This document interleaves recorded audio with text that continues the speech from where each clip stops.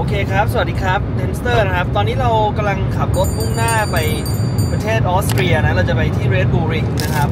เพื่อจะไปดูเพื่อนๆขับ track day ตอนนี้เราอยู่ในช่วงออโตบานที่มันไม่มีสปีดลิมิตนะเราก็เลยครูซอยู่ที่ประมาณ190นะครับไปเรื่อยๆแต่เวลามีรถเราก็ต้องชะลอระวังนิดนึงนะเราก็ไม่รู้หรอกเขาจะออกหรือเปล่าแต่ว่าที่นี่เขาขับรถกันมีมารยาทมากอยู่แล้วไปTenster Garage Power by Tross Midas Window Film คือรู้สึกว่าเป็นการตัดสินใจที่ถูกต้องมากที่ตอนแรกเนี่ยคือจะเช่ามาคือ BM Series 4 จะเป็นคูเป้เขาบอกว่ามันไม่มีเราก็เลยเปลี่ยนเป็น BM Series 5 รุ่นใหม่ล่าสุดก็ใหญ่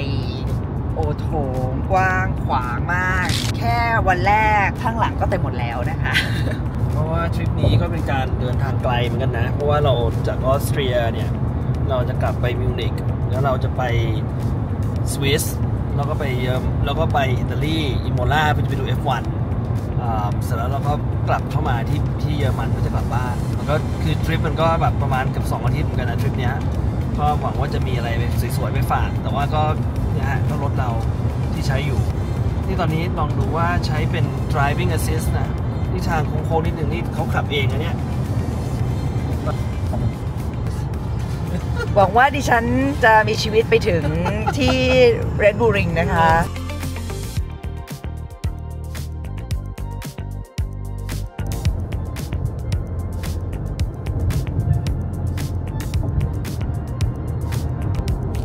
สวยมากครับนี่ออกมาจากอุโมงค์ก็เจอแบบนี้เลย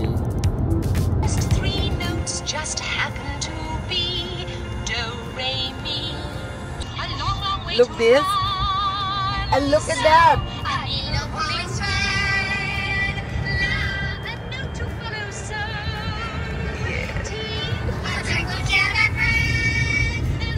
สุดยอด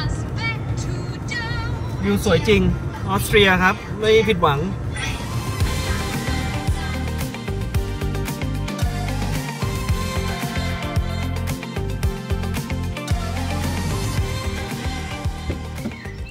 ถึงร้านอาหารแล้วมี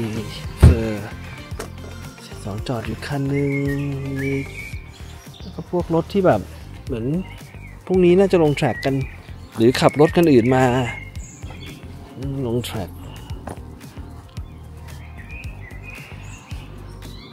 โอ้มี9มีคนรถคุ้นๆหลายคัน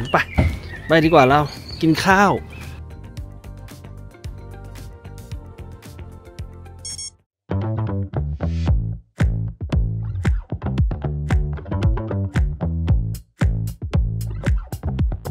ตอนนี้ผมอยู่ที่เรดบูลริงแล้วนะ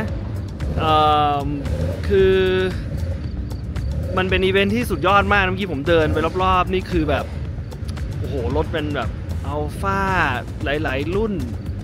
ปอร์เช่ BM อะไรคือมีหมดคือมันเป็นอีเวนต์แบบ private ก็คือเป็นกลุ่มเพื่อนที่มาปิดคือเช่าปิดเรดบูลริงอ่ะแล้วก็ขับ track day กันนะครับมี2 วันทีนี้พอมันเป็น private เนี่ยมันก็เลยแบบเหมือน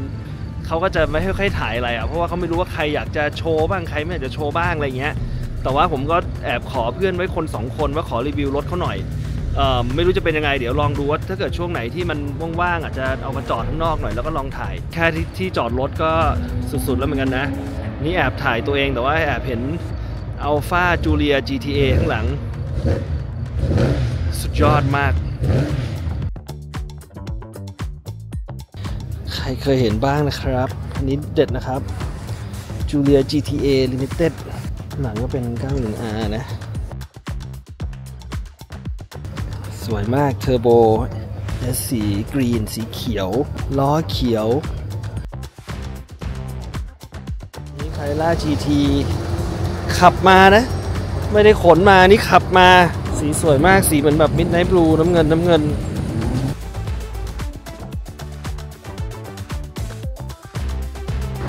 50 มาเลโน่นี่มีแบบ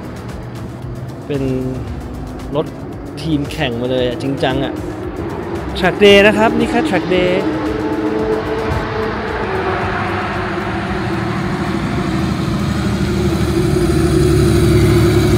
เ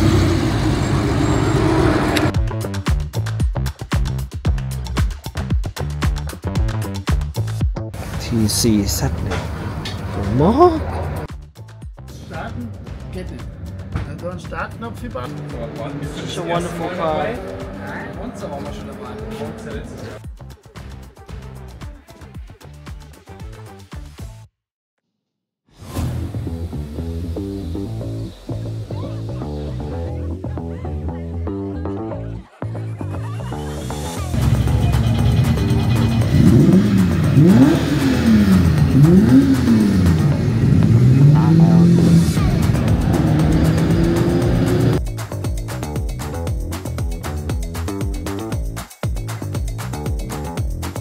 ตามได้นะคันนี้ไม่ถ่ายคันนี้นะครับก็จะได้นั่งแล้วเดี๋ยวมีนักแข่งโปรขับให้จริงๆอยากขับเองเหมือนกันนะแต่ว่า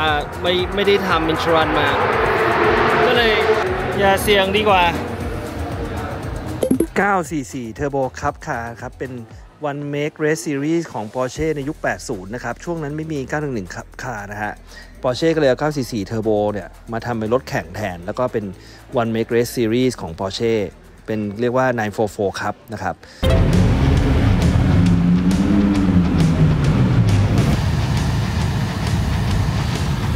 มีตัวมินิแข่งรถ GT 500ญี่ปุ่นครับไม่ถึงได้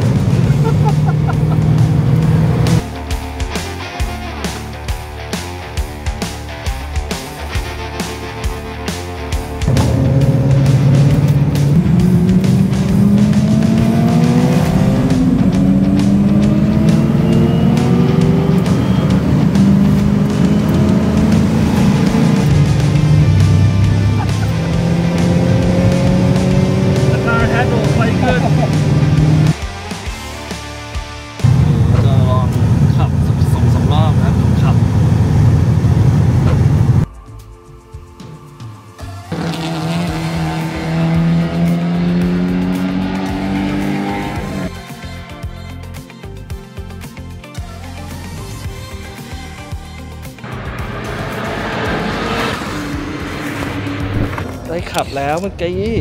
นี้นะครับ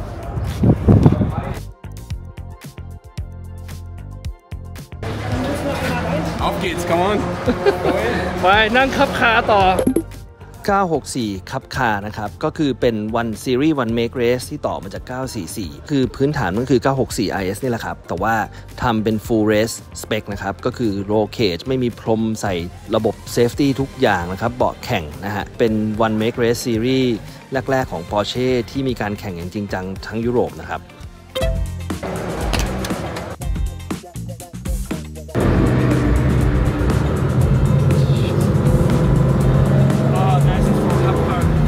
This is a cup car? It's a cup car, but it has only 260 horses, so not so much power.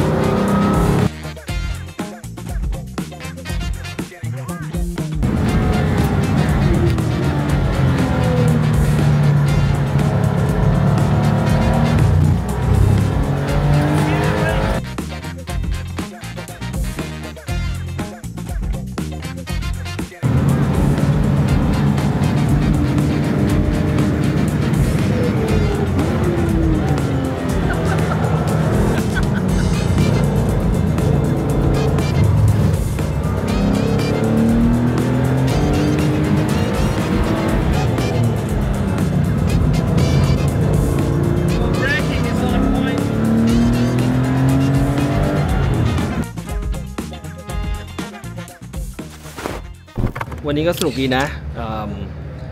ก็ได้เพื่อนมาใหม่ๆหลายคนแล้วก็ เขาก็ยอมให้ขับรถถ่ายรถผมได้ขับ 944 ครับคาเทอร์โบสนุกดีได้โปรมานั่งขับให้ดูก่อนด้วยคนนี้เขาเป็นคนที่ขับเมื่อก่อนนี้เขาขับอยู่ญี่ปุ่นขับ GT 500ไอรถแข่งของญี่ปุ่นอะแล้วก็ตอนหลังเขาก็กลับมาอยู่ที่นี่แล้วก็เป็นโค้ชแล้วเขาก็แบบโอเคเดี๋ยวไอ้นั่งพาอยู่ไปลองดูก่อนเพราะว่าไม่เคยขับที่นี่ก็ได้ขับ 944 ขับคาชิวๆก็วิ่งไป2-3 รอบอะไรเงี้ยฮะลองดูไม่ได้อะไรมากรถก็ไม่ใช่รถเราสนามก็ไม่เคยขับก็ขับไปเรื่อยๆเขาก็นั่งโอเคนี่เบรกลึกได้นะเบรกเร็วอะไรอย่างเงี้ยโอเคเลยมีเพื่อนที่ให้ถ่ายรูปรถแล้วเดี๋ยวพรุ่งนี้จะได้นั่งอีกคันหนึ่งก็คือวันนี้ได้นั่ง 964 ขับคาด้วยแล้วก็เขาขับให้คือคนขับให้คือไอ้เจ้าของฟลอยด์อ่ะไอ้เจ้าของกระเป๋าฟลอยด์ขับให้แล้วก็เดี๋ยวพรุ่งนี้จะมีเพื่อนอีกคนหนึ่งเขาจะให้นั่งพาขับนั่ง ST 91 ST แท้ๆปีคือเครื่อง 2005 แบบรถแท้เลยอะไรอย่างเงี้ยก็เจ๋งดีเดี๋ยวพรุ่งนี้ลองมาดูกันว่าจะได้ทำอะไรบ้างรถสวยๆเยอะนี่ก็เป็นคับคาอีกคันหนึ่งเป็นคับคาอีกคันหนึ่งนะแล้วก็944คับคาคิดว่าน่าจะถ่ายได้เพราะว่าขายอยู่นี่ 68,000 ยูโรนะเท่าไหร่วะล้านกว่าบาทเป็นคับคาแท้ๆนะครับก็เป็นคันเดียวกับที่ผมขับไม่ใช่หมายความว่าคันที่ผมขับเป็นสีขาวคันแต่ว่าสเปคเดียวกันเจ๋งดี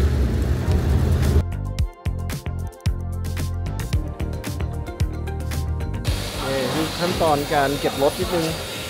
นี่คือพอรถเสร็จแล้วดูดฝุ่นของเบรกออกจากจานเบรกด้วยยอดมากคันนี้นี่สุดจริง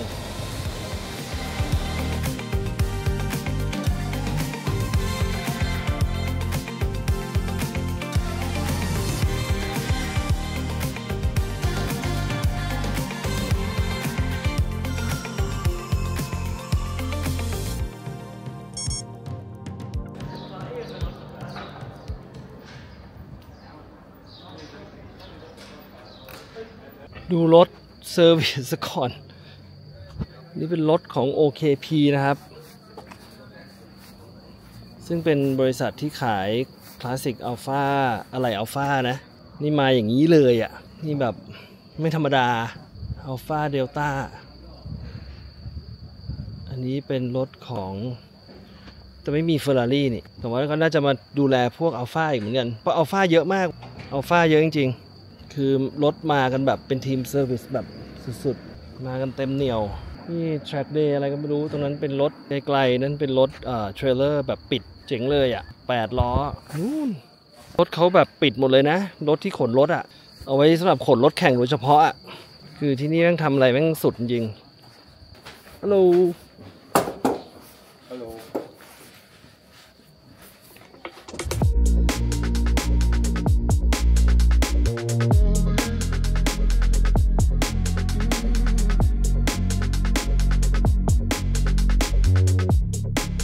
นี่นะครับรถเช่าเราดูอีกทีจอดคู่กับ GT3 RS เลยโอเคนะขับสบายดีแรงด้วย walk around หน่อยขับดีมากใช้ได้520ดีเซล SSR ที่ SSR โหสวยมากรถเขาสวยจริง performance รถสวย2คันเลยมี GT4 RS กับ GT3 RS ไม่ใช่ GT3 RS ด้วยเป็นรถแข่งอ่ะน่าจะเป็น R มั้งอยู่ข้างหลังโคตรเท่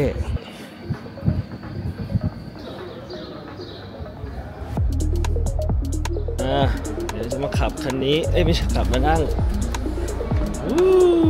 Kurt läuft Kurt 4 Turbo S มานั่งคันนี้กันมีผู้ชายนี่ขับให้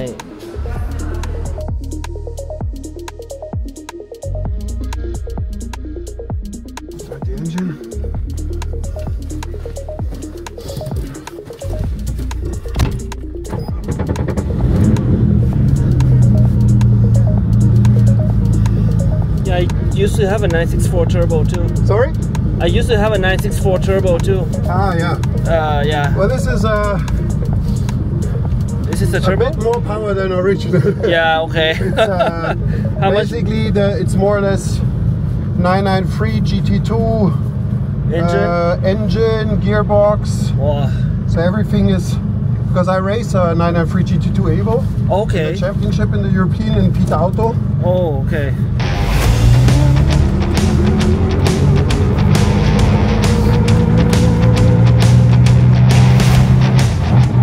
How much power are you running? Sorry, How much power is it running? 700. 700! Oh no! 700 ม้าเจ้าด้วย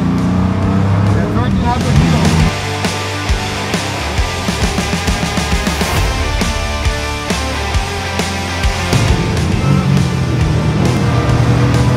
แรงมากไม่ไหว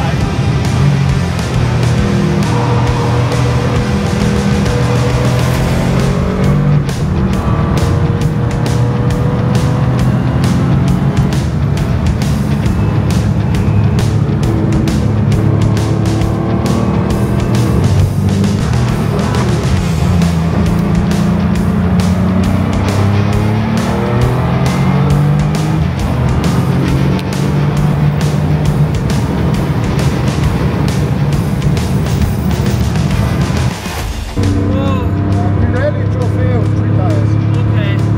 Had more, อ่าฮะ but we detuned it. Yeah, so it had 730 and 1000 Newton meter.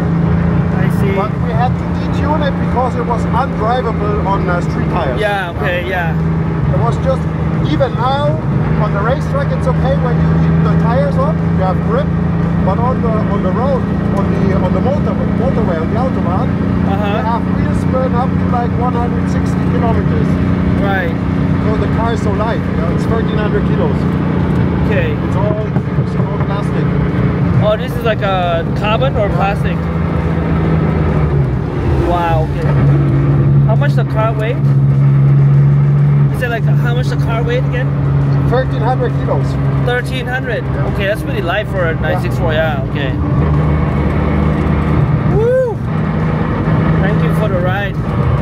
That'd be like it. โอ้แรงมากดิฟโชว์อีกกูเกือบตาย เห็นแล้วคิดถึงอีโบเลยอ่ะ คิดถึง RWB ตัวเองไม่น่าล่ะดิฟไปดิฟมาไม่ได้ใส่สลิกโอ้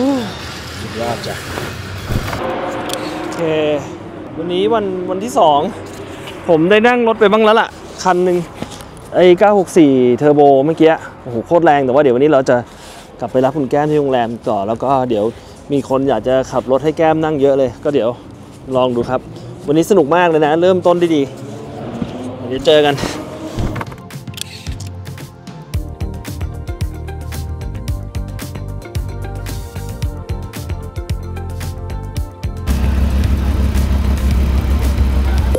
คนทางซ้ายคือวานิน่าอิกนะครับลูกสาวของแจ็คกี้อิกตำนานนักแข่งรถปอร์เช่นะครับส่วนคนทางขวาเนี่ยคือแกบบี้วอนโอเพนไฮม์นะครับเป็นนักแข่งรถผู้หญิงอีกคนหนึ่งเหมือนกันนะครับที่มีชื่อเสียงมากในการแข่งขันรถคลาสสิกรายการต่างๆของยุโรปนะครับอย่างเช่นคลาสสิกเลอมังนูเรมเบิร์กริงแล้วก็รวมไปถึงพวกอัลฟาคัพเป็นนักแข่งผู้หญิงที่มีชื่อเสียงมากจริงๆในยุโรปนะฮะเพราะฉะนั้นเนี่ยคุณแก้มเนี่ยก็ถือว่าโชคดีมากๆที่เขามาขับให้นั่งนะครับ The seat belt I don't know how to do it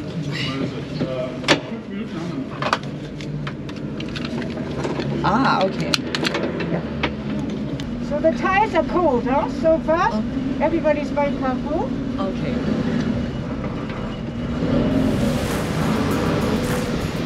And it's no red anymore.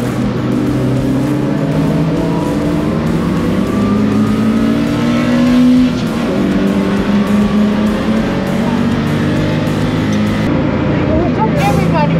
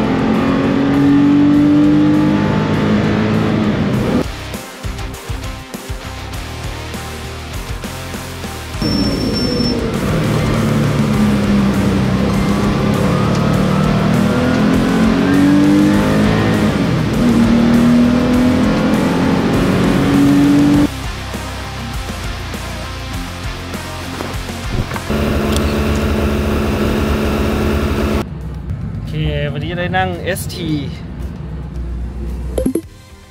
911 ST เป็นรถแข่งที่ Porsche ทำขึ้นมาช่วงปี 1970 ถึงปี 1973 นะครับ โดยที่เอาพื้นฐานจากรถ 911S นะครับมาทำเป็นรถแข่งชนะรายการหลายรายการนะครับเยอะมากทั้ง Endurance ทั้ง Rally นะครับเป็นหนึ่งในรถแข่งของ Porsche ที่ประสบความสำเร็จมากครับในยุค 70 ข้อพิเศษของเขาที่จะเห็นได้ชัดก็คือโป่งหน้าโป่งหลังเขาจะเท่ากันนะฮะช่วงนั้นกฎ FIA ยอมที่จะทำโป่งออกมาได้นะครับก็เลยPorsche ก็เลยทำโป่งออกมาเต็มที่เลยนะครับปกติ Porsche ใช้ล้อฟาชแต่ว่าล้อฟาชเนี่ยมันกว้างไม่พอล้อหลังก็เลยต้องใช้ของมินิไลท์นะครับก็เป็นที่มาที่ไปว่าทำไม 911ST เนี่ยล้อหน้าหรือล้อหลังไม่เท่ากัน 911ST ก็เป็นอีกหนึ่งใน 911 ที่เป็นตำนานนะครับของรถแข่งของ Porsche ครับนี่ครับขับโนเว่ครับยูเว่เขามีรถดีๆแบบเยอะมากเลยนะISR 3.0แล้วก็รถแท้นะ25มีทีมแข่งรถลูกชายแข่งรถใหม่พ่อชอบแข่งรถเก่า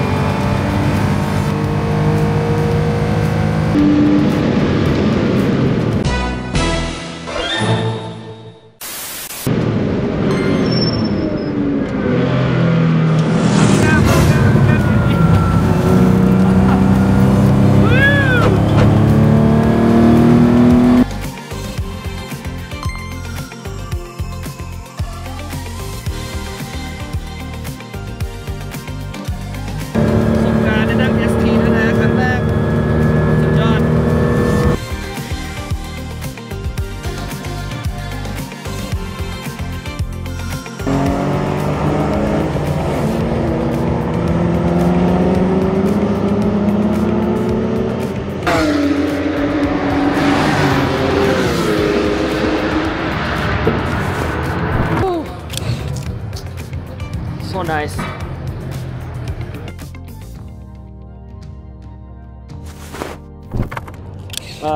ก็วันสุดท้ายของที่ Red Bull Ring นะครับเราก็สรุปว่ามีประสบการณ์เยอะแยะนะผมก็ได้นั่งรถ2-3 คันเลยแล้วก็มีคนขับให้แล้วได้ขับ 944 เทอร์โบขับขายด้วย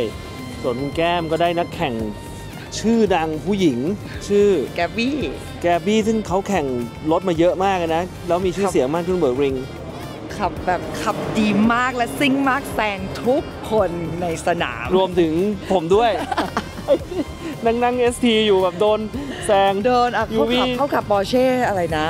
9964ครับ9964ขับคาใช่โอ้โหรถแบบอย่างเจ๋งเครื่องอย่างแรงเสียงเพราะด้วยมันเป็น964 IS แหละครับคาก็จากนี้เดี๋ยวเราจะกลับเดินทางเข้ามิวนิกแล้วก็4 ชั่วโมงชิวๆไม่มีอะไรก็ขับทางปกติแล้วเดี๋ยวว่ากันป่ะสนุกจังเลย2 วันนี้นะรถสวยๆเทียบแบบสุดยอด